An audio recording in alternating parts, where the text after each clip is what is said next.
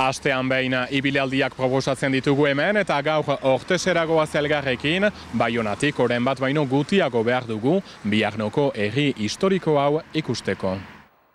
10.000 herritar eta historia eta kultura aberatsa, hizkuntza biziarekin oraino, hemengo agiri zaharrenak gaskoiez idatziak baitira, zaharrena 1250 da. Guazen orain Monkad dorrerat 100 metrako kasko batean dagoena eta ongi zaindua zena, begira nolako babesa zuten inguruan Frantzian guti ikusten dira olako tokiak. Gaston Febusen gortea hemen egoten zen denboran. Baina Orteseko tokirik ezagunena dudarik gabe Zubi zaharra da, Montgomery eta Wellington dukearen erasoak jasan eta gainditu zituenak zorionez.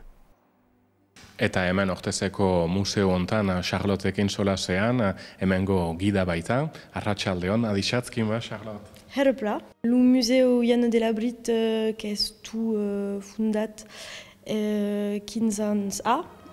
15 urte erakustokia bisita daitekela Biarnoko historia, protestantismoa eta Albreteko Joanaren bizia hobe ezagutzeko. Jeanne d'Albret, donc elle était vicomtesse de Béarn et reine de Navarre, qui au XVIe siècle donc étaient des États indépendants. Biarnoko bikontesa eta Nafarroako erregina zen, protestantismoa ekarri zuen eta erlijio ofizial bilakarazi, kalbinista sutsua, estatu protestantea egina izan zuen Enrique Laugarrenaren amak. Loturak beraz Nafarroarekin eta baita ere Lapurdirekin, berin hauek Baionako templo zaharrekoak zirelakotz. Herpla, Charlotte, merzez, adixatz. Adixatz. Horiek oro eta gehiago, etxetik hurbil, ateak beti zabalik dituen Ortesen.